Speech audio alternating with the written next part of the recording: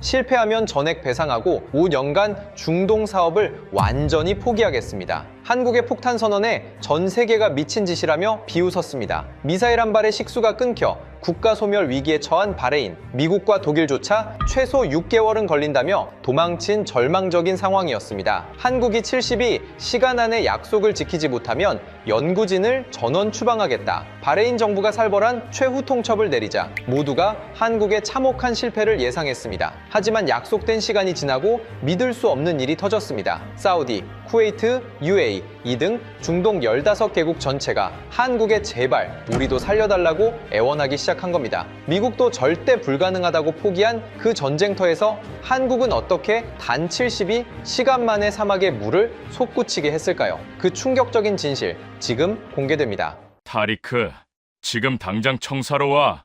담수화 시설이 날아갔어. 새벽 4시 17분이었습니다. 전화기 너머로 들려온 건 상관인 하산 청장의 목소리였어요. 22년간 수자원청에서 일하면서 한 번도 들어본 적 없는 떨림이었습니다. 그 순간 집 전체가 흔들렸어요. 쿵. 창문이 덜덜덜 떨렸고 벽에 걸어둔 액자가 바닥으로 떨어졌습니다. 아빠, 8살 자밀라가 비명을 질렀어요. 아내 라일라가 아이를 끌어안고 식탁 아래로 들어갔습니다. 저는 창밖을 봤어요. 북쪽 하늘이 주황색으로 물들어 있었습니다. 그 방향에 뭐가 있는지 저는 정확히 알고 있었어요. 담수화 시설이었습니다. 제 이름은 타리크 알자이디입니다. 바레인 수자원청 수석 엔지니어로 22년째 근무하고 있어요. 왕족도 아니고 석유 재벌도 아닙니다. 160만 바레인 국민에게 물을 대는 게 제 일이에요. 그리고 그날 새벽, 제가 22년간 지켜온 모든 것이 17분 만에 무너졌습니다. 현장에 도착했을 때 다리에 힘이 빠졌어요. 드론이었습니다. 이란에서 날아온 드론 3기가 담수화 시설 핵심 구역을 정확히 때렸어요. 증발기 2기가 완파됐고 해수 취수관이 끊어졌습니다. 시설 전체의 30%가 날아간 거예요. 나머지 70%도 안전 점검이 끝날 때까지 가동을 멈춰야 했습니다. 여러분, 이게 왜 끔찍한 일인지 설명드릴게요. 바레인은 식수의 사실상 100%를 담수화 시설에 의존합니다. 지하수는 수십 년 전에 고갈됐어요. 비도 거의 안 옵니다. 이 시설이 멈추면 160만 명 전원의 수도꼭지에서 물이 멈추는 겁니다. 그게 바로 그날 벌어진 일이에요. 비축수가 얼마나 남았지? 제가 관제실에 들어가자마자 물었습니다. 현재 소비 속도로 48시간 분입니다. 48시간. 이틀이에요. 이틀 뒤면 바레인이라는 나라에서 물이 완전히 사라진다는 뜻이었습니다. 전화기가 쉴 새 없이 울렸어요. 병원에서, 학교에서, 호텔에서 물이 안 나옵니다. 언제 복구됩니까? 우리 환자들 어떡합니까? 대답할 수가 없었습니다. 저도 몰랐으니까요. 그런데 진짜 공포는 따로 있었어요. 우리 시설의 구조를 아셔야 합니다. 바레인뿐 아니라 걸프 산유국 대부분이 똑같은 문제를 안고 있었어요. 발전소, 정유시설, 담수화 공장을 전부 한 단지에 모아놨습니다. 효율적이라고 자랑했죠. 운영비가 적게 든다고 좋아했어요. 그게 얼마나 미친 짓이었는지 그날 깨달았습니다. 한 곳에 모아뒀다는 건 미사일 한 발이면 전기, 연료, 물이 동시에 끊긴다는 뜻이에요. 그리고 그 미사일이 진짜 날아온 겁니다. 카타르의 담수화 의존도 99%, 쿠웨이트 96%, UAE 80% 이상, 우리 바레인은 100%였어요. 중동 전체가 이 구조적 시한폭탄 위에 앉아 있었습니다. 다만 아무도 터질 거라고 생각 안 했을 뿐이죠. 터졌습니다. 정오쯤 집에 전화했어요. 라일라, 자밀라는 학교에서 일찍 보냈어요. 학교 화장실 물이 안 나왔대요. 전화를 넘겨받은 자밀라의 목소리가 떨리고 있었습니다. 아빠, 화장실에서 물이 안 나왔어요. 선생님이 집에 가라고 했어요. 무서웠어요. 가슴이 내려앉았어요. 어제까지만 해도 수도꼭지를 틀면 당연하게 나오던 물이었습니다. 그 당연함이 하루아침에 사라진 거예요. 자밀라야,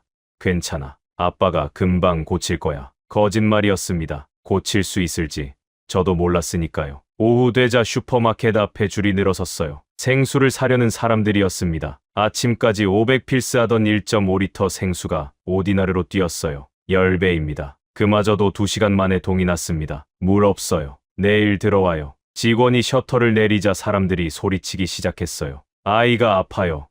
물이 필요하다고요. 정부는 뭐 하는 거야? 경찰이 출동했습니다. 하루 만에 도시가 이 지경이 됐어요. 밤이 됐습니다. 비축수 잔량은 44시간분으로 줄었어요. 하산 청장이 긴급 영상회의를 소집했습니다. 화면에 떠 있는 건 바레인 정부 고위 관료들뿐만이 아니었어요. 걸프협력회의 소속 국가대표들까지 접속해 있었습니다. 모두가 같은 공포를 느끼고 있었어요. 다음은 우리 차례일 수 있다는 공포. 그 회의에서 나온 말은 딱 하나였습니다. 미국과 독일의 긴급 지원을 요청했다. 내일 아침 도착한다. 그 순간 저는 안도감을 느꼈어요. 미국 벡텔, 독일 지멘스, 세계 최고의 엔지니어링 기업들이었으니까요. 이 사람들이 오면 해결될 거라고 생각했습니다. 22년간 저는 한 번도 의심하지 않았어요. 서방의 기술이 세계 최고라는 것을. 그 확신이 무너지는 데는 정확히 하루가 걸렸습니다. 다음 날 아침 9시 수자원청 대회의실이 꽉 찼습니다. 미국 벡텔에서 6명,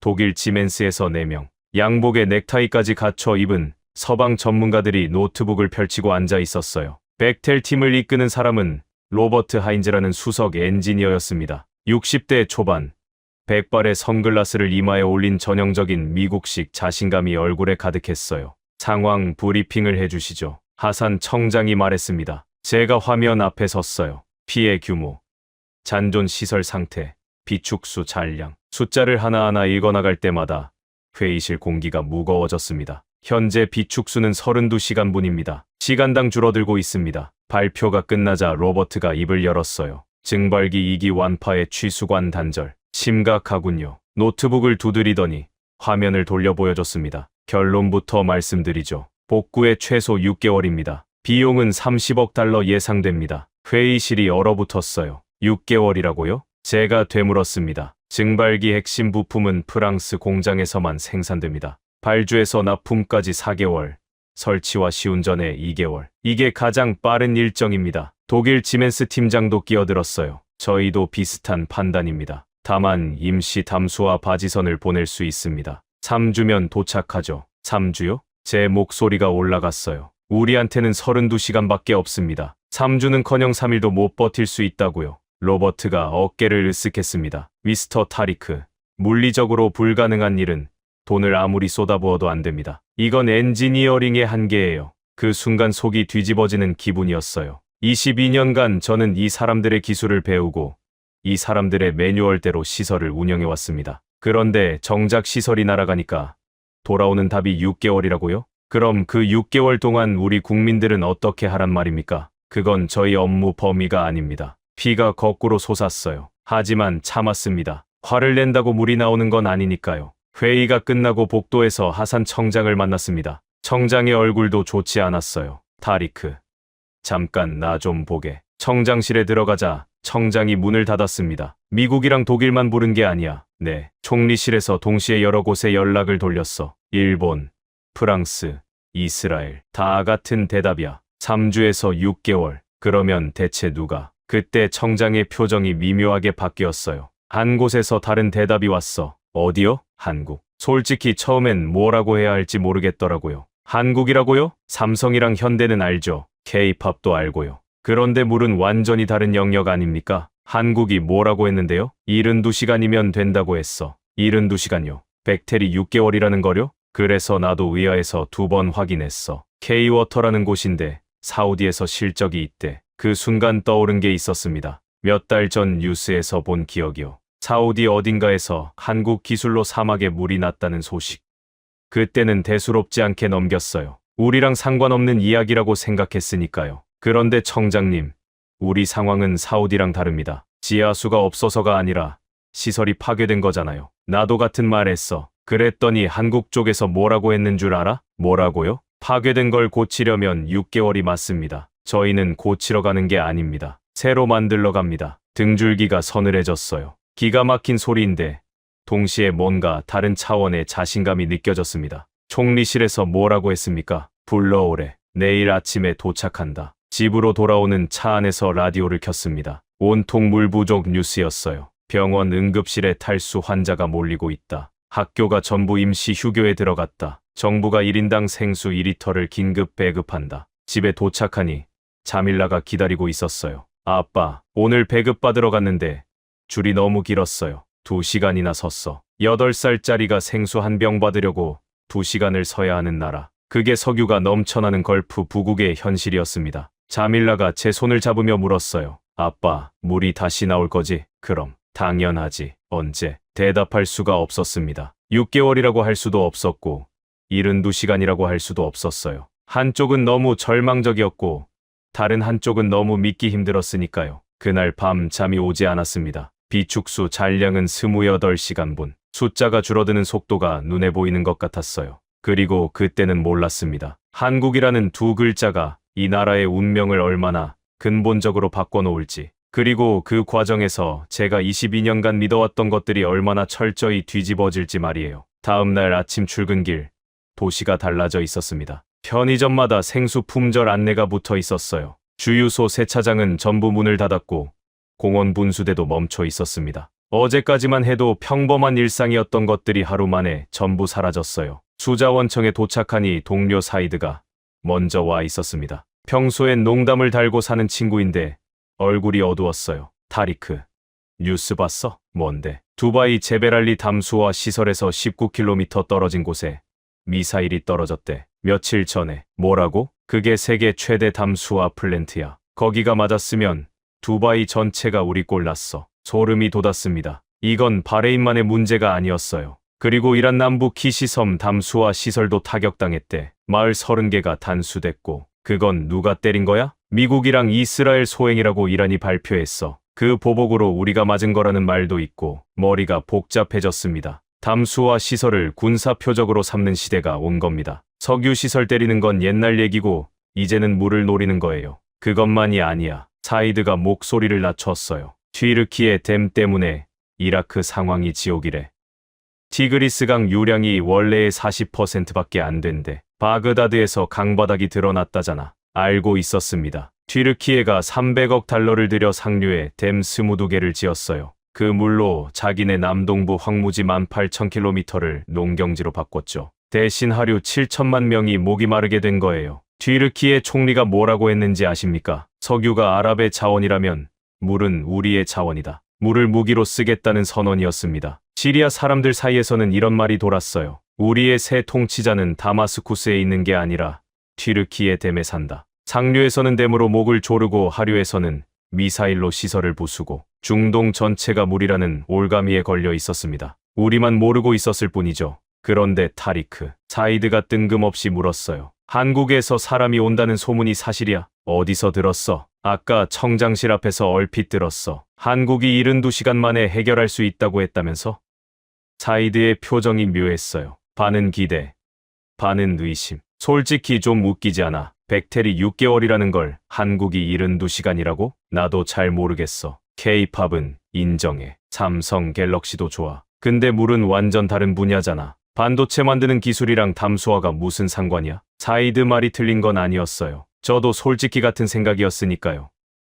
그때 하산 청장이 회의실로 불렀습니다. 전원 모여. 지금 상황 브리핑한다. 회의실에 들어가니 대형 스크린에 지도가 띄워져 있었어요. 걸프만 저녁이었습니다. 각 나라 옆에 숫자가 붙어 있었어요. 카타르, 담수화 의존도 99%, 쿠웨이트 96%, UAE 80% 이상, 바레인 100%. 청장이 화면을 가리키며 말했습니다. 어제 걸프 협력회의 긴급 화상회의가 있었다. 결론은 하나야. 다음 타격은 어디든 올 수 있다. 그리고 맞으면 우리처럼 된다. 회의실이 조용해졌어요. 총리실에서 결정이 내려왔다. 한국 K-워터 특수임무팀에 공식 지원을 요청했고 오늘 오후 바레인에 도착한다. 에너지부 차관 나세르 알카심이 손을 들었습니다. 양복이 잘 빠진 50대 관료였어요. 언제나 말끔하고 언제나 자신만만한 사람이었죠. 청장님, 잠깐만요. 우리는 벡텔과 장기 유지보수 계약이 체결돼 있습니다. 제3의 업체를 끌어들이면 계약 위반 소지가 있어요. 나세르 차관, 지금 계약서 따질 때입니까? 물이 28시간 뒤에 바닥납니다. 절차가 중요합니다. 검증도 안 된 기술에 국가 인프라를 맡길 수는 없어요. 청장의 눈이 가늘어졌어요. 총리실 결정입니다. 이해 있으면 총리께 직접 말씀하세요. 나세르가 입을 다물었습니다. 하지만 표정을 보면 포기한 게 아니라는 걸 알 수 있었어요. 이 사람이 왜 이렇게 서방 기업을 감싸는지 그때는 몰랐습니다. 나중에 알게 됐죠. 그 이유가 얼마나 추악한 것이었는지. 회의가 끝나고 사이드에게 물었어요. 한국이 사우디에서 성공한 거 알아? 뭐 사막에서 물 뽑았다는 거? 뉴스에서 대충 봤는데 대충이 아니야. 60년간 실패한 걸 2주 만에 해냈대. 사이드가 눈을 동그랗게 떴어요. 2주? 진짜. 근데 우리 상황은 더 어려워. 지하수가 아니라 시설 파괴니까. 완전히 다른 문제야. 그래서 그 72시간이 가능하다고 보는 거야? 솔직히 대답할 수 없었습니다. 기대도 무섭고 실망도 무서웠어요. 점심때 집에 전화했습니다. 자밀라 어떠냐? 학교가 휴교래요. 물이 안 나오니까 급식도 못하고 화장실도 못 쓴대요. 전화기 너머로 자밀라 목소리가 들렸어요. 아빠, 한국 사람들이 온다면서요. 친구가 그러는데 한국 사람들은 뭐든 빨리빨리 한대요. 8살짜리 아이도 아는 한국의 빨리빨리. 저는 웃을 수도 울 수도 없었어요. 오후 3시. 하산 청장에게서 문자가 왔습니다. 한국 팀 비행기 착륙했다. 공항으로 와라. 심장이 두근거렸습니다. 비축수 잔량은 24시간분. 24시간 안에 답을 내놓지 못하면 배급마저 끊기는 거였어요. 차를 몰고 공항으로 향했습니다. 그리고 입국장에서 나온 사람들을 보는 순간 저는 솔직히 당황했습니다. 7명이었습니다. 백테리 6명, 지멘스가 4명, 합쳐서 10명이 왔는데도 6개월이라고 했어요. 그런데 그걸 72시간 만에 해결하겠다는 팀이 고작 7명이라고요? 게다가 팀장이라는 사람을 보고 한 번 더 당황했습니다. 여성이었어요. 단발머리에 안경을 쓴 40대 초반으로 보였습니다. 키가 160cm 될까 말. 옆에 선바레인 관료들 어깨에도 못 미쳤어요. 반바지에 등산화 차림이었는데 양복을 갖춰 입고 온 백텔 팀과는 완전히 달랐습니다. 솔직히 말할게요. 첫인상은 실망이었습니다. 이 사람들이 160만 명의 물을 살린다고? 아살라무 알라이쿰. 그런데 그 작은 여자가 완벽한 아랍어로 인사를 건넸습니다. 저는 윤서아입니다. K-워터 특수임무팀 팀장이에요. 발음이 정확했어요. 억양까지 걸프식이었습니다. 백텔의 로버트는 22년간 중동에서 일하면서도 아랍어 인사 하나 제대로 못했거든요. 아랍어를 하시네요? 리야드 킹사우드 대학에서 2년 있었습니다. 사우디 프로젝트 할 때요. 사우디 프로젝트. 그러니까 그 60년 묵은 물 문제를 해결했다는 바로 그 프로젝트에 직접 참여한 사람이 눈앞에 서 있는 거였어요. 차 안에서 수자원청으로 이동하면서 대화를 나눴습니다. 윤 박사님, 솔직하게 여쭤볼게요. 우리 상황은 사우디랑 완전히 다릅니다. 지하수가 아니라 군사 타격으로 시설이 날아간 거예요. 알고 있습니다. 백텔은 6개월이라고 했어요. 부품을 프랑스에서 공수해야 한다고. 백텔은 부서진 시설을 고치려고 했죠? 네, 저희는 고치러 온 게 아닙니다. 윤 박사가 창밖을 보며 말했어요. 타리크 씨, 여기 담수화 시설 구조를 제가 설명해 드릴게요. 대형 플랜트 하나에 160만 명의 생명을 전부 걸어뒀어요. 발전소랑 정유시설이랑 한 단지에 묶어서요. 그게 효율적이니까요. 효율적이긴 하죠. 미사일 한 발 맞기 전까진요. 할 말이 없었습니다. 달걀을 한 바구니에 담으면 바구니가 떨어질 때 전부 깨져요. 이걸 50개 바구니에 나눠 담으면 하나가 깨져도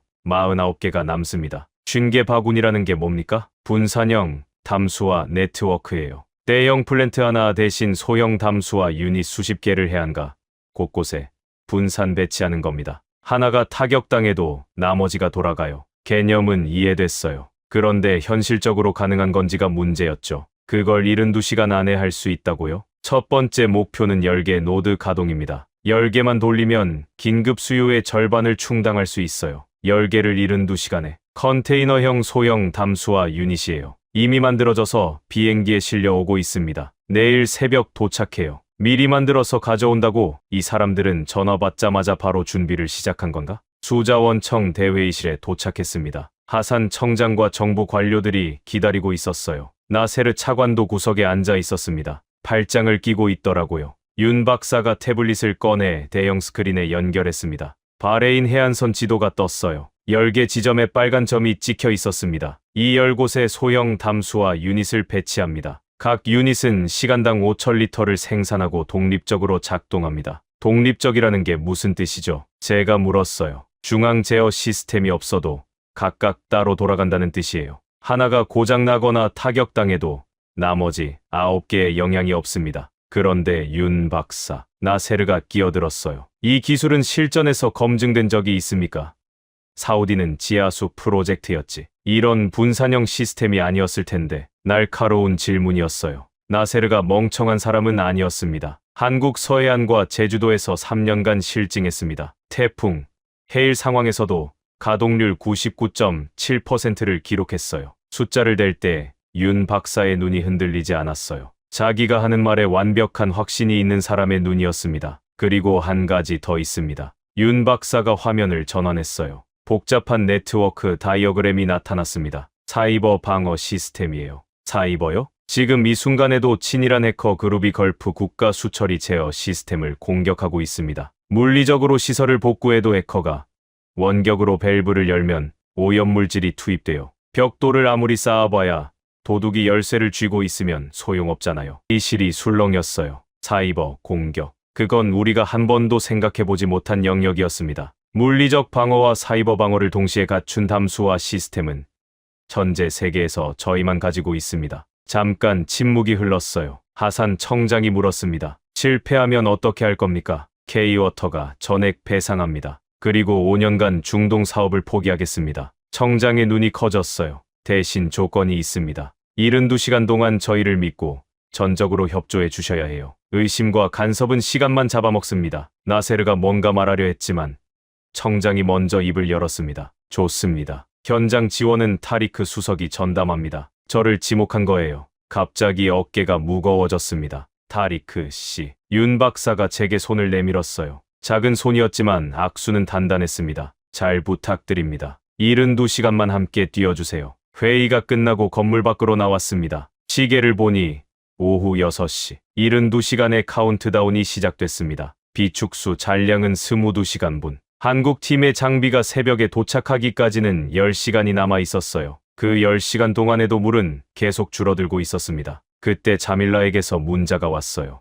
아빠, 한국 사람들 왔어요? 물 고쳐줄 수 있대요? 짧게 답했습니다. 고치는 게 아니래. 새로 만든대. 답장이 바로 왔어요. 와, 대박. 한국 사람들 진짜 빨리빨리야? 웃음이 났지만 동시에 불안했어요. 빨리빨리가 통할 상황인지 아닌지 첫 12시간이 지나봐야 알 수 있을 것 같았습니다. 그리고 그 12시간 동안 벌어진 일은 제가 22년간 본 적 없는 것이었습니다. 새벽 4시, 바레인 국제공항 화물터미널, 군용 수송기 2대가 착륙했습니다. 한국 공군기가 아니라 대한항공 화물기였어요. 그런데 내리는 짐을 보고 입이 벌어졌습니다. 컨테이너 12개, 한국에서 바레인까지 직항으로 날아온 겁니다. 이게 전부 담수화 장비입니까? 제가 물었어요. 네. 컨테이너형 소형 담수화 유닛 10기, 태양광 발전 패널, 사이버 방어 서버 2기. 태경이라는 30대 초반 엔지니어가 대답했습니다. 팀 내 사이버 보안 담당이었어요. 안경에 후드티 차림인데 눈빛이 예리했습니다. 잠깐, 이걸 언제 준비한 겁니까? 우리가 요청한 게 어제잖아요. 윤 박사가 웃었어요. 요청하기 전부터 준비하고 있었습니다. 네. 이란이 두바이 근처에 미사일을 날린 게 며칠 전이에요. 그때 저희 분석팀이 다음 타격지를 예측했습니다. 걸프 담수화 시설이 표적이 될 거라고요. 그래서 장비를 미리 컨테이너에 실어뒀어요. 소름이 돋았습니다. 우리가 맞기도 전에 준비하고 있었다고요? 만약 바레인이 안 맞았으면요? 카타르든 쿠웨이트든 어디든 갔을 겁니다. 문제는 어디가 맞느냐가 아니라 반드시 어딘가는 맞는다는 거였으니까요. 이건 단순한 기술력이 아니었어요. 전쟁을 읽는 눈이었습니다. 컨테이너가 트레일러에 실려 해안가로 이동하기 시작했어요. 동시에 한국팀은 3개 조로 나뉘었습니다. 알파 조는 1번부터 4번 지점, 브라보 조는 5번부터 7번, 찰리 조는 8번부터 10번, 동시 설치 들어갑니다. 윤 박사가 무전기로 지시했어요. 군대 작전처럼 정확했습니다. 타리크 씨, 알파조에 붙어주세요. 현지 지리를 가장 잘 아시니까. 저는 한 번 지점인 무아라크 해안으로 향했습니다. 새벽 5시 30분.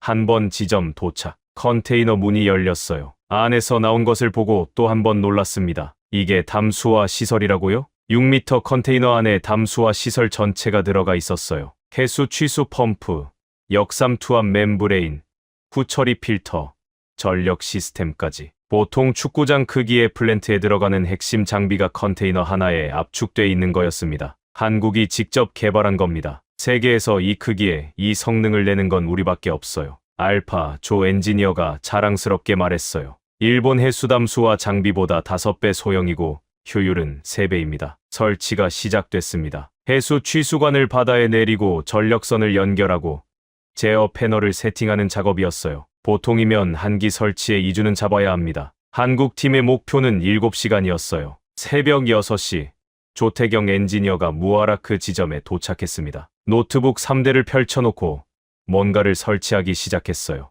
그건 뭡니까? 사이버 방어 시스템이에요. 모든 분산 노드에 암호화 통신망과 침입 감지 시스템을 깔고 있습니다. 담수화 시설에 왜 사이버 보안이 필요한 거죠? 조태경이 모니터를 보여줬어요. 화면에 빨간 점들이 깜빡이고 있었습니다. 이게 지금 실시간으로 들어오고 있는 해킹 시도입니다. 지금요? 아직 가동도 안 했는데, 네. 친일한 해커 그룹이 걸프 국가 수처리 시스템을 24시간 공격하고 있어요. 12분에 한 번 꼴입니다. 바레인 잔존 시설 제어 시스템에도 이미 침투 흔적이 있어요. 등골이 서늘해졌습니다. 이들의 목표는 두 가지예요. 첫째, 시설을 원격으로 셧다운 시키는 것. 둘째, 정수 과정에 오염물질을 투입하는 것. 물에 독을 탄다는 겁니까? 맞습니다. 물리적으로 시설을 복구해도 사이버 문을 열어놓으면 언제든 다시 뚫려요. 그래서 물리적 방어와 사이버 방어를 동시에 세워야 하는 겁니다. 한국은 이런 기술을 어디서 개발한 겁니까? 조태경이 씩 웃었어요. 북한이요. 네. 북한 사이버 공격을 수십 년간 막아왔잖아요. 세계에서 가장 정교한 사이버 공격을 가장 오래 경험한 나라가 한국입니다. 그게 지금 여기서 쓰이는 거예요. 생각해보니 맞는 말이었어요. 한국은 매일 북한의 사이버 공격을 막고 있는 나라였습니다. 그 경험이 중동의 물 전쟁에 적용되고 있다니. 아침 8시, 한 번 유닛 설치가 70% 진행됐을 때 다른 지점에서 보고가 올라왔습니다. 5번 지점 설치 60% 완료. 8번 지점 해수 취수관 연결 완료. 3개 조가 동시에 움직이니 속도가 놀라웠어요. 한국 팀원 하나하나가 3명분의 일을 했습니다. 쉬는 사람이 없었어요. 밥도 컨테이너 옆에 서서 김밥을 먹으며 해결했습니다. 오전 10시, 마을 주민들이 하나둘 모여들기 시작했어요. 무아라크 해안 근처 주민들이었습니다. 뭐 하는 거야? 저 사람들. 동양인인데 일본 사람인가? 한국이래. 물 만든다는데. 한국. 저 조그만 상자로? 수군거리는 소리가 들렸어요. 의심 반 호기심 반이었습니다. 그때 한 주민이 다가왔어요. 70대쯤 돼 보이는 아저씨였습니다. 저거 진짜 물 나와? 제가 대답했습니다. 아직 모릅니다. 지금 설치 중이에요. 며칠이나 걸려? 72시간 안에 한다고 합니다. 72시간. 3일이면 된다고? 아저씨 눈이 동그래졌어요. 어제 미국 사람들은 6개월이라던데? 그러니까요. 세상에. 아저씨가 고개를 절레절레 흔들며 돌아갔습니다. 믿는 건지 안 믿는 건지 알 수 없는 표정이었어요. 정오가 됐습니다. 카운트다운 시작 후 18시간. 비축수 잔량 16시간 분. 10개 유닛 중 설치 완료된 건 아직 없었지만 모두 70% 이상 진행되고 있었어요. 그때 윤 박사에게서 무전이 왔습니다. 타리크 씨, 한번 유닛 시운전 준비되면 바로 알려주세요. 첫 번째 물이 나오는 순간을 놓치고 싶지 않거든요. 아직 좀 남았습니다. 알겠어요. 그런데 하나 알려드릴 게 있어요. 목소리 톤이 달라졌습니다. 5번 지점에서 사이버 공격 패턴이 바뀌었어요. 기존이랑 다른 루트에서 들어오고 있습니다. 위험한 겁니까? 아직은 조태경 씨가 맡고 있어요. 그런데 공격이 점점 정교해지고 있습니다. 우리가 뭘 하고 있는지 저쪽에서도 파악한 것 같아요. 물리적으로 시설을 세우는 동시에 보이지 않는 곳에서 사이버 전쟁이 벌어지고 있었습니다. 미사일은 한 번 맞으면 끝이지만 해킹은 매 순간 계속되는 거였어요. 시계를 봤습니다. 카운트다운 54시간 남음. 첫 번째 유닛이 가동되려면 아직 시간이 필요했어요. 그리고 그 시간을 벌어줘야 하는 건 결국 사람이었습니다. 그런데 시간을 벌기는커녕 시간을 빼앗는 일이 벌어질 줄은 그때 꿈에도 몰랐어요. 카운트다운 48시간 남은 시점이었습니다. 한 번 유닛 설치가 90%까지 왔어요. 해수 취수관 연결이 끝나고 역삼투압 멤브레인 장착까지 완료됐습니다. 전력 연결만 마치면 시운전에 들어갈 수 있었어요. 2시간이면 첫 번째 물이 나올 상황이었습니다. 그때 검은 세단 3대가 먼지를 일으키며 현장에 들이닥쳤어요. 차에서 내린 건 나세르 알카심 차관이었습니다. 법무부 직원 4명과 환경부 감사관 2명을 데리고 왔더라고요. 작업 중단하십시오. 나세르가 서류를 내밀었어요. 환경영향평가가 미실시된 상태에서 해안에 산업시설을 설치하는 것은 바레인 환경보호법 47조 위반입니다. 법무부 6원 해석을 받아왔습니다. 귀를 의심했어요. 차관님, 지금 뭐라고 하신 겁니까? 환경영향평가요? 물이 16시간 뒤에 바닥나는데 법은 법입니다. 예외는 없어요. 나세르의 얼굴에는 미안함 같은 건 없었습니다. 오히려 만족스러운 표정이었어요. 윤 박사가 다가왔습니다. 상황을 파악하더니 침착하게 말했어요. 차관님, 환경영향평가는 통상 6개월이 걸립니다. 지금 그 시간이 있습니까? 절차는 절차예요. 검증 안 된 외국 기술로 우리 바다를 오염시킬 수는 없습니다. 검증 안 됐다고요? 한국 서해안에서 3년간 실증 데이터가 있고 세계보건기구 수질 인증도 통과했습니다. 그건 한국 기준이죠. 바레인 기준은 다릅니다. 말이 안 통했어요. 아니, 말이 안 통하는 게 아니라 말을 통하게 할 생각이 없는 거였습니다. 법무부 직원들이 현장에 테이프를 치기 시작했어요. 작업 중지 명령서를 컨테이너에 붙였습니다. 한국 팀원들의 표정이 굳었어요. 밤새 잠도 안 자고 일한 사람들이었습니다. 팀장님, 어떻게 합니까? 조태경이 물었어요. 윤 박사가 나세르를 똑바로 봤습니다. 차관님, 한 가지만 여쭤볼게요. 지금 이 순간에도 비축수는 줄어들고 있어요. 만약 제 작업이 6시간 늦어져서 배급이 끊기면 그 책임은 누가 집니까? 그건 수자원청 소관이지. 제 소관이 아닙니다. 소관이 아니라고요? 160만 명의 물이 소관이 아니라고요? 윤 박사 목소리가 처음으로 높아졌어요. 하지만 금방 가라앉았습니다. 알겠습니다. 법적 절차를 밟겠습니다. 나세르가 돌아갔어요. 승리자의 뒷모습이었습니다. 한국 팀원 한 명이 주먹을 꽉 쥐고 있는 게 보였어요. 신경 쓰지 마세요. 윤 박사가 팀원들을 돌아봤어요. 우리 할 일에만 집중합시다. 그러고는 저를 봤습니다. 타리크 씨, 이거 풀 수 있는 사람이 누구예요? 청장님이요. 아니, 이건 총리실 레벨입니다. 연결해 주실 수 있어요? 저는 하산 청장에게 전화했습니다. 청장님, 나세르 차관이 현장을 봉쇄했습니다. 환경영향평가, 미실시를 근거로요. 전화기 너머로 청장이 욕을 참는 소리가 들렸어요. 타리크, 30분만 버텨. 내가 총리실에 직접 간다. 그 30분이 지옥이었습니다. 한국 팀은 손을 놓고 서 있어야 했어요. 장비는 준비가 다 됐는데 전력선 하나를 연결하지 못하고 있었습니다. 시간은 째깍째깍 흘러가고 비축수는 분 단위로 줄어들고 있었어요. 마을 주민들이 모여들기 시작했습니다. 왜 안 하는 거야? 누가 막은 거야? 정부에서 막았대. 미쳤어. 물이 없다고 날리면서 분노가 번지고 있었어요. 40분 후 청장에게서 전화가 왔습니다. 총리께서 직접 지시하셨다. 환경영향평가 면제, 모든 규제 한시적 유예, 즉시 작업 재개하라. 감사합니다. 그리고 타리크, 네. 나세르 차관은 이 건에서 완전히 배제됐다. 더 이상 현장에 얼씬 못할 거야. 전화를 끊고 법무부 테이프를 뜯었습니다. 작업 재개합니다. 한국 팀이 다시 움직이기 시작했어요. 하지만 6시간을 잃어버렸습니다. 72시간 중 6시간. 작아 보이지만 이 시간 때문에 10개 유닛 전부를 제때 가동할 수 있을지가 불투명해진 거예요. 윤 박사가 무전기를 잡았습니다. 전 팀 주목. 계획을 변경합니다. 동시 설치를 3개 조에서 5개 조로 확대합니다. 5개 조. 인원이 부족한데요. 현지 인력을 투입합니다. 윤 박사가 저를 봤어요. 타리크 씨, 바레인 기술자 중에 설비 경험이 있는 분들을 모아줄 수 있어요? 몇 명이나 필요합니까? 최소 10명. 많을수록 좋아요. 저는 수자원청 동료들에게 연락을 돌렸습니다. 사이드가 제일 먼저 달려왔어요. 나도 끼워줘. 집에서 가만히 있으니까 미치겠어. 사이드를 시작으로 수자원청 기술자 8명, 민간 플랜트 경력자 5명이 모였습니다. 그 중에는 올해 은퇴한 60대 배관공도 있었어요. 32년간 배관 잡았습니다. 아직 손 안 떨려요. 한국 팀과 바레인 기술자들이 섞여 작업을 시작했습니다. 말이 안 통하는 부분은 제가 통역했어요. 그런데 신기한 게 기술자들끼리는 말이 안 통해도 일은 통하더라고요. 도면을 펼치면 다 알았습니다. 여기 연결하는 거지.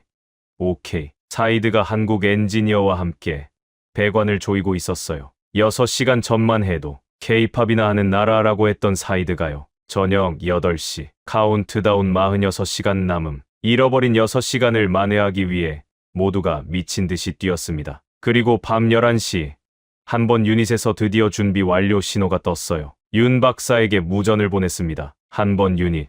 시운전 준비 완료. 무전기 너머로 윤 박사의 숨소리가 들렸어요. 그리고 한마디. 밸브 열어주세요. 심장이 멈추는 것 같았습니다. 밸브를 잡은 손이 떨렸습니다. 돌렸어요. 1초. 배관 안에서 물이 밀려오는 소리가 났습니다. 쏴 하는 소리. 2초. 출수구 끝에서 방울이 맺혔어요. 3초. 물줄기가 쏟아져 나왔습니다. 투명했어요. 완벽하게 맑은 물이었습니다. 물이다. 사이드가 소리쳤어요. 밤 11시 해안가에 모여있던 사람들이 전부 달려왔습니다. 윤 박사가 휴대용 측정기를 물에 담갔어요. 숫자가 떴습니다. 염도 0.02%. 완벽한 담수입니다. 환호성이 터졌어요. 바레인 기술자들이 서로 끌어안았습니다. 한국 팀원 한 명은 주저앉아서 고개를 떨궜어요. 밤새 잠도 안 자고 일한 피로가 한꺼번에 쏟아지는 것 같았습니다. 저는 물을 두 손으로 받았어요. 한 모금 마셨습니다. 달았어요. 그냥 물인데 왜 이렇게 단지 모르겠어요. 어제까지 당연하게 마시던 물이었는데 하루만 못 마시니까 이렇게 달 수가 있구나. 유량 측정 시작합니다. 조태경이 모니터를 확인했어요. 시간당 5200리터. 설계치 초과입니다. 방어 상태는 현재까지 17건의 침입 시도 차단. 방화벽 정상 가동 중입니다. 물리적으로 물이 나오고 사이버로도 막히고 있었어요. 둘 다 되고 있는 겁니다. 새벽 1시 2번과 3번 유닛에서 연달아 성공 보고가 올라왔습니다. 2번 유닛 가동 완료. 시간당 4800리터. 3번 유닛 가동 완료. 시간당 5100리터. 새벽 4시 5번까지 가동. 아침 7시 7번까지. 숫자가 올라갈 때마다 가슴이 뛰었어요. 시간당 5000리터가 7개 유닛에서 동시에 나오니까 시간당 35,000리터. 하루로 치면 84만 리터였습니다. 무아라크 해안 한 번 유닛 앞에는 새벽부터 주민들이 줄을 섰어요. 수자원청에서 급히 임시 배급소를 차렸습니다. 생수병을 들고 온 사람, 냄비를 들고 온 사람, 빈 생수통을 수레에 싣고 온 사람. 할머니 한 분이 물을 받아 한 모금 마시더니 눈물을 쏟았어요. 어제 손녀가 물 달라고 울었는데 줄 물이 없었어. 이제 됐어. 이제 됐어. 그 말에 저도 눈시울이 뜨거워졌습니다. 아침 8시 자밀라를 데리고 한번 유닛에 왔어요. 학교가 휴교라 집에 있던 아이였습니다. 자밀라가 출수구에서 나오는 물을 신기하게 바라봤어요. 아빠, 이게 바닷물이었어. 바닷물에서 소금을 빼서 깨끗한 물로 만든 거야. 이 조그만 상자가? 자밀라가 종이컵에 물을 받아 마셨습니다. 와, 진짜 깨끗해요. 그리고 뒤를 돌아봤어요. 윤 박사가 서 있었습니다. 아줌마, 물 나왔어요. 자밀라가 뛰어가서 윤 박사에게 안겼습니다. 윤 박사가 자밀라 머리를 쓸어내리며 웃었어요. 약속 지켰지. 아직 3개 남았지만 반은 됐어. 나머지도 될 거예요. 아줌마니까. 8살짜리의 확신이 어른보다 단단했습니다. 오전 10시 하산 청장이 현장에 왔어요. 직접 물을 마셔보더니 고개를 끄덕였습니다. 총리께 보고합니다. 현재 7개 유닛 가동 중 긴급 수요의 50% 이상 충당 가능합니다. 나머지 3개는 윤 박사가 대답했어요. 오늘 밤까지 8번과 9번, 내일 아침까지 10번 완료 목표입니다. 72시간 안에 맞출 수 있겠소? 반드시요. 청장이 처음으로 미소를 지었습니다. 4일 만에 보는 웃음이었어요. 점심때 뉴스가 나왔습니다. 알자지라 특보였어요. 바레인에서 한국 기술로 긴급 담수화 시스템이 가동되고 있습니다. 드론 공격으로 파괴된 시설을 복구하는 대신 완전히 새로운 분산형 시스템을 72시간 안에 구축하겠다는 파격적인 시도입니다. 화면에 한국 팀과 바레인 기술자들이 함께 일하는 모습이 나왔어요. 사이드가 한국 엔지니어와 하이파이브를 하는 장면도 찍혀 있었습니다. 저녁 6시 8번 유닛 가동 완료. 카운트다운 24시간 남음. 10개 중 8개가 돌아가고 있었어요. 모두가 안도하기 시작할 때였습니다. 윤 박사에게서 무전이 왔어요. 목소리가 달랐습니다. 타리크 씨, 지금 바로 5번 지점으로 와주세요. 무슨 일입니까? 조태경 씨 말로는 사이버 공격 패턴이 완전히 바뀌었대요. 이번엔 진짜 위험합니다. 5번 지점에 도착하니 조태경이 노트북 3대 앞에 앉아 있었습니다. 얼굴이 새하얗더라고요. 상황이 어떻습니까? 공격 루트가 완전히 달라졌어요. 기존에는 이란 경유 서버 한 곳에서 들어왔는데 지금은 3곳에서 동시에 치고 있습니다. 모니터를 보여줬어요. 빨간 점들이 미친 듯이 깜빡이고 있었습니다. 12분에 한 건이던 공격이 30초에 한 건으로 바뀌어 있었어요. 24배 증가. 우리가 분산형 노드를 세우고 있다는 걸 저쪽에서 파악한 겁니다. 새 시스템이 안정되기 전에 무력화시키려는 거예요. 막을 수 있어요? 지금은 막고 있습니다. 그런데 문제가 있어요. 조태경이 화면 하나를 크게 띄웠습니다. 3번 노드 제어 시스템에 침투 흔적이 발견됐어요. 아직 장악하지는 못했지만 문 앞까지 온 거예요. 3번 노드면 이미 물이 나오고 있는 곳인데, 네, 그래서 위험한 겁니다. 윤 박사가 옆에서 듣고 있다가 물었어요. 최악의 시나리오가 뭐야? 2가지입니다. 첫째, 원격으로 노드를 셧다운 시킵니다. 물이 멈추죠. 둘째가 더 심각한데요. 조태경이 잠깐 말을 멈췄어요. 부처리 필터 우회 밸브를 원격으로 여는 겁니다. 그러면 정수 안 된 바닷물이 그대로 배급돼요. 마신 사람은 더 안 들어도 됐습니다. 지금 당장 뭘 해야 합니까? 3번 노드를 일단 수동 모드로 전환합니다. 네트워크에서 분리해서 해커가 접근할 수 없게요. 그 사이에 AI 방화벽을 업그레이드합니다. 시간이 얼마나 걸려요? 2시간이요. 그런데 그 2시간 동안 3번 노드 생산이 멈춥니다. 시간당 5,000리터가 2시간 동안 사라지는 거였어요. 1만 리터. 적은 양 같지만 배급줄에 선 사람들에게는 그게 전부일 수도 있었습니다. 해야죠. 윤 박사가 단호하게 말했어요. 물에 독이 타이는 것보다 2시간 멈추는 게 낫습니다. 3번 노드를 수동 전환했습니다. 물이 멈췄어요. 배급소에서 바로 연락이 왔습니다. 3번 배급소 물이 끊겼습니다. 주민들이 항의하고 있어요. 2시간만 기다려달라고 전하세요. 시스템 점검 중이라고. 주민들이 소리치는 게 무전기 너머로 들렸어요. 또 끊기는 거야? 아까 나온다고 해놓고 가슴이 아팠지만 어쩔 수 없었습니다. 보이지 않는 곳에서 물에 독을 타려는 자들과 싸우고 있다고 설명할 수는 없었으니까요. 조태경이 한국사이버안보센터와 실시간으로 연결했습니다. 서울에서 전문가 4명이 원격으로 지원에 들어갔어요. 시차 때문에 한국은 새벽이었을 텐데 즉시 응답이 왔습니다. 공격 패턴 분석 완료. AI 모델 업데이트 전송합니다. 한국에서 바레인까지 데이터가 날아왔어요. 조태경이 그걸 받아서 방화벽에 적용했습니다. 1시간 20분 후 업그레이드 완료. 이 패턴으로는 더 이상 못 뚫습니다. 확실해요? AI가 공격 패턴을 실시간으로 학습하고 있어요. 공격할수록 우리 방어가 더 강해지는 구조입니다. 3번 노드를 다시 네트워크에 연결했어요. 물이 다시 나오기 시작했습니다. 배급소에서 환호성이 들렸어요. 나왔다. 물 나와. 그 순간 조태경 모니터에서 알림이 울렸어요. 또 들어옵니다. 하지만 화면을 봤어요. 빨간 점들이 파란 벽에 부딪혀 튕겨나가고 있었습니다. 하나도 못 뚫고 있었어요. 차단 성공. 연속 차단 중입니다. 조태경이 처음으로 웃었어요. 이 기술이 북한 해킹을 수십 년간 막아온 기술이에요. 이란 해커 수준에서는 이제 뚫을 수 없습니다. 윤 박사가 저를 봤어요. 이래서 물리적 방어만으로는 안 된다고 한 겁니다. 벽돌을 쌓아도 열쇠가 뚫리면 소용없잖아요. 저희는 벽돌도 쌓고 열쇠도 바꾸는 거예요. 밤 10시. 3번 노드 정상 가동 확인. 8개 노드 전부 안정적으로 돌아가고 있었습니다. 그런데 전화가 울렸어요. 하산 청장이었습니다. 타리크.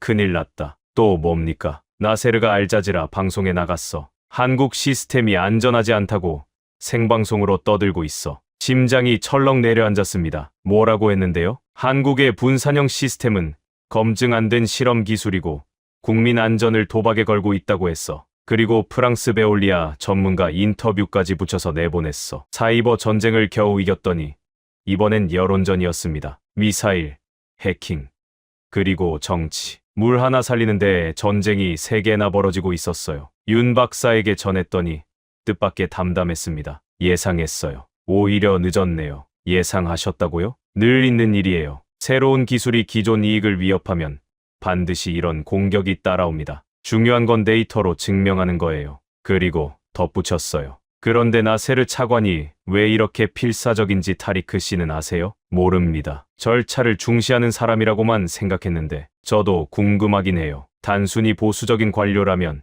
이 정도로 움직이지는 않거든요. 그 말이 머릿속에 걸렸습니다. 나세르는 대체 뭘 지키려는 걸까? 그 답은 생각보다 빨리 나왔고 생각보다 훨씬 추악했습니다. 다음 날 아침이었습니다. 카운트다운 18시간 남은 시점. 9번 유닛까지 가동 완료. 10개 중 9개가 돌아가고 있었어요. 마지막 10번 유닛만 마무리하면 72시간 약속을 지킬 수 있었습니다. 그런데 출근길에 라디오를 켜니 나세르의 인터뷰가 반복 재생되고 있었어요. 한국의 분산형 시스템은 국제표준 인증도 받지 못한 실험 기술입니다. 국민의 건강을 이런 기술에 맡겨서는 안 됩니다. 프랑스 베올리아와 기존 계약을 이행하는 것이 가장 안전한 길입니다. 베올리아. 그 이름이 계속 나왔어요. 수자원청에 도착하니 사이드가 기다리고 있었습니다. 평소와 다른 표정이었어요. 타리크.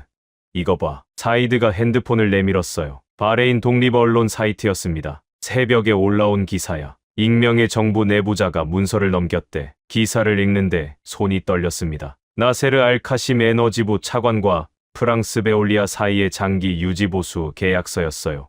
총액 200억 달러, 20년 독점 계약. 그런데 문제는 계약서 부속 문서에 있었습니다. 기술 자문 수수료, 명목으로 나세르 개인 명의 해외 계좌에 매년 일정 금액이 입금되는 구조였어요. 20년간 총액이 어마어마했습니다. 이 사람이 물로 장사하고 있었어. 머리가 하얘졌어요. 나세르가 왜 그렇게 필사적으로 서방 기업을 감싸고 한국 팀을 방해했는지 이제야 이해가 됐습니다. 한국의 분산형 시스템이 성공하면 베올리아 계약이 필요 없어져요. 계약이 사라지면 나세르의 돈줄도 끊기는 거였습니다. 160만 명의 물을 인질로 자기 주머니를 채우고 있었던 겁니다. 기사가 퍼지는 속도가 무서웠어요. 1시간 만에 바레인 전역이 들끓기 시작했습니다. 나세르가 물로 돈을 벌었다고? 우리가 목이 마른 동안 저 인간은 프랑스한테 나라를 팔아먹은 거야? 어제 방송에서 한국 기술이 위험하다고 한 게 전부 거짓말이었어? 오전 11시 의회가 긴급 청문회를 소집했습니다. 나세르에게 출석 요구서가 날아갔어요. 그런데 저를 진짜 놀라게 한 건 따로 있었습니다. 무아라크 지역 원로인 압둘라 할아버지가 청문회에 자발적으로 출석한 거예요. 80세의 어르신이 지팡이를 짚고 의회까지 걸어왔습니다. 내가 80년을 살면서 이 나라가 물 때문에 이렇게 된 건 처음이오. 압둘라 할아버지의 목소리가 의회에 울렸어요. 그런데 더 한심한 건 물이 없어서 고통받는 게 아니라 물을 팔아먹는 놈이 있었다는 거요. 의원들이 숙연해졌습니다. 나세르, 당신이 베올리아한테 받은 돈이 얼마요? 그 돈으로 깨끗한 물이 얼마나 나왔겠소? 나세르는 고개를 숙이고 있었어요. 어제까지의 자신만만함은 온데간데 없었습니다. 그리고 내가 하나 더 말하겠소. 할아버지가 방청석을 돌아봤어요. 한국 사람들은 이 나라에 돈 벌러 온 게 아니오. 실패하면 자기 돈으로 배상하겠다고 했소. 20년간 우리 돈을 빨아먹은 자와 72시간 안에 물을 살리겠다고 목숨 거는 자. 누구를 믿어야 하는지 판단 못하면 그건 눈이 아니라 양심이 없는 거요. 방청석에서 박수가 터졌어요. 의원 몇 명은 눈시울이 빨개져 있었습니다. 오후 2시 나세르 알카심 에너지부 차관 직위 해제, 검찰 수사 의뢰. 소식을 들은 윤 박사의 반응은 담담했어요. 다행이네요. 이제 남은 일에 집중할 수 있겠어요. 화가 안 나세요. 그 사람 때문에 6시간을 잃어버렸잖아요. 화를 낼 시간에 유닛 하나를 더 세울 수 있어요. 이 사람은 진짜 다르구나. 그 순간 확실히 느꼈습니다. 오후 마지막 10번 유닛 설치 현장으로 전원 집결했습니다. 카운트다운 12시간. 여기서 끝내야 했어요. 나세르가 빠지니까 모든 게 빨라졌습니다. 정부 부처에서 방해 대신 지원이 쏟아졌어요. 군 공병대가 중장비를 가져왔고 해안경비대가 해수 취수관 설치를 도왔습니다. 바레인 전체가 한 방향으로 움직이기 시작한 거예요. 저녁 7시 10번 유닛 설치 80% 완료. 밤 10시 95%. 자정이 다가오고 있었습니다. 72시간의 마감이. 자밀라에게서 문자가 왔어요. 아빠, 오늘 뉴스에서 나쁜 아저씨 잡혔다고 나왔어요. 이제 물 걱정 안 해도 돼요? 짧게 답했습니다. 거의 다 됐어. 조금만 더. 그리고 10번 유닛 앞에서 마지막 볼트를 조이는 한국 엔지니어의 등을 바라봤습니다. 땀에 절은 등이었어요. 72시간 동안 합쳐서 6시간도 못 잤을 사람들이었습니다. 이 사람들이 지키려는 건 계약도 아니고 돈도 아니었어요. 160만 명의 수도꼭지였습니다. 밤 11시 13분. 10번 유닛 전력 연결 완료. 최종 점검 들어갑니다. 윤 박사가 직접 체크리스트를 읽어 내려갔어요. 해수 취수관, 역삼 투합 멤브레인, 후처리 필터, 사이버 방어 연동. 하나하나 확인할 때마다 정상이라는 대답이 돌아왔습니다. 사이버 방어 상태. 전 노드 방화벽 가동 중. 현재 공격 시도 0건. 조용합니다. 조태경이 보고했어요. 저쪽도 포기한 모양이었습니다. 밤 11시 41분. 모든 점검 완료. 현장에 사람들이 모여들고 있었어요. 한밤중인데도 소문을 듣고 온 주민들, 수자원청 직원들, 군 관계자들, 하산 청장도 와 있었습니다. 밸브 열 준비됐습니까? 윤 박사가 저를 봤어요. 타리크 씨가 여세요. 이 나라 물을 22년간 지켜온 사람이니까요. 밸브 앞에 섰습니다. 한 번 유닛 때와 똑같이 손이 떨렸어요. 돌렸습니다. 물이 쏟아져 나왔어요. 10번 유닛 가동 완료. 시간당 5,100리터. 10개 전부가 돌아가고 있었습니다. 시계를 봤어요. 밤 11시 58분. 72시간 마감 2분 전이었습니다. 해냈다. 누가 먼저랄 것도 없이 환호가 터졌어요. 바레인 기술자들이 한국 팀원들을 끌어안았습니다. 사이드가 조태경 어깨를 붙잡고 뭐라고 소리쳤는데 아랍어도 한국어도 아닌 그냥 함성이었어요. 10개 노드 합산 1일 생산량 120만 리터. 바레인 긴급 수요의 60%를 충당할 수 있는 양이었습니다. 완벽하지는 않았지만 160만 명이 목마르지 않을 만큼은 됐어요. 하산 청장이 마이크를 잡았습니다. 총리께 보고드립니다. 한국 기술진이 72시간의 약속을 지켰습니다. 전화기 너머로 총리의 목소리가 스피커로 울려 퍼졌어요. 오늘부로 대한민국을 바레인의 수자원 안보 전략적 파트너로 선언합니다. 윤서아 박사와 K워터 팀에게 바레인 국민을 대표하여 감사드립니다. 박수가 쏟아졌어요. 윤 박사는 그 와중에도 담담했습니다. 감사합니다. 하지만 이건 시작이에요. 10개로는 부족합니다. 50개까지 확대해야 바레인 전체가 안전해집니다. 새벽 1시, 자밀라를 데리고 한번 유닛에 다시 왔어요. 잠들어 있던 아이를 깨웠습니다. 자밀라, 일어나봐. 왜? 수도꼭지 틀어봐. 유닛 옆에 설치된 임시 수도꼭지를 자밀라가 틀었어요. 물이 콸콸 쏟아졌습니다. 아빠, 물이에요. 수도꼭지에서 물이 나와요. 자밀라가 물을 맞으며 깔깔 웃었어요. 한밤중에 8살짜리가 물벼락을 맞으며 웃는 모습. 그게 72시간의 보상이었습니다. 윤 박사가 다가왔어요. 타리크 씨, 하셨어요. 저는 옆에서 뛴 것밖에 없는데요. 옆에서 뛴 사람이 없었으면 72시간 안에 못 끝냈어요. 바레인 기술자분들이 합류 안 했으면 나세르한테 6시간 뺏긴 거 못 메꿨습니다. 윤 박사님은 안 피곤하세요? 피곤하죠. 근데 아직 잘 때가 아니에요. 왜요? 핸드폰이 안 멈추거든요. 윤 박사가 핸드폰을 보여줬어요. 부재 중 전화가 수십 개였습니다. 카타르, 쿠웨이트, UAE, 사우디, 이라크. 전부 같은 이야기예요. 우리도 해달라고. 그 순간 깨달았습니다. 72시간의 전쟁은 끝났지만 진짜 이야기는 이제부터라는 걸. 일주일 뒤 바레인 국제 컨벤션 센터. 제가 본 적 없는 광경이 펼쳐졌습니다. 중동 15개국 수자원 장관들이 한자리에 모인 거예요. 카타르, 쿠웨이트, UAE, 사우디, 오만, 이라크, 요르단. 평소에는 서로 견제하고 눈치 보던 나라들이 한 가지 공포 앞에서 똑같은 얼굴을 하고 있었습니다. 다음은 우리 차례일 수 있다. 카타르 대표가 먼저 입을 열었어요. 우리도 담수화 의존도가 99%입니다. 시설이 한 곳에 집중돼 있고요. 바레인에서 벌어진 일이 내일 도하에서 벌어지지 않는다는 보장이 없습니다. 쿠웨이트 대표가 이어받았어요. 우리는 96%입니다. 그리고 샤트알아랍 수량이 줄면서 페르시아만 염수가 역류하고 있어요. 담수화 시설마저 무너지면 끝입니다. 이라크 대표의 목소리는 더 절박했습니다. 우리는 물의 80%를 티그리스와 유프라테스에 의존합니다. 튀르키예 댐 때문에 유량이 40%로 줄었어요. 바그다드에서 강바닥이 드러나고 있습니다. 메소포타미아 습지대가 사막으로 변하고 있어요. 담수화가 유일한 대안인데 우리에게는 기술이 없습니다. 윤 박사가 단상에 올랐어요. 15개국 장관들 앞에서 160cm의 한국 여성이 마이크를 잡았습니다. 여러분의 문제는 똑같습니다. 달걀이 한 바구니에 담겨 있어요. 화면에 중동 지도가 떴어요. 각국의 담수화 시설 위치가 빨간 점으로 찍혀 있었습니다. 전부 해안가 한두 곳에 몰려 있었어요. 이걸 이렇게 바꿉니다. 화면이 전환됐어요. 빨간 점들이 파란 점 수십 개로 분산되는 애니메이션이 나왔습니다. 15개국을 연결하는 분산형 담수화 네트워크. 한 나라가 타격당해도 옆 나라에서 백업합니다. 물의 인터넷이라고 생각하시면 됩니다. 회의장이 술렁였어요. 그리고 물리적 시스템만으로는 부족합니다. 사이버 방어가 동시에 갖춰져야 합니다. 이 두 가지를 함께 제공할 수 있는 나라는 현재 세계에서 한국뿐입니다. 조용히 듣고 있던 이라크 대표가 물었어요. 비용은 얼마나 듭니까? 베올리아 같은 서방 기업이 제시하는 금액의 3분의 1입니다. 그리고 기술 이전을 포함합니다. 물고기를 주는 게 아니라 낚는 법을 가르쳐 드리는 거예요.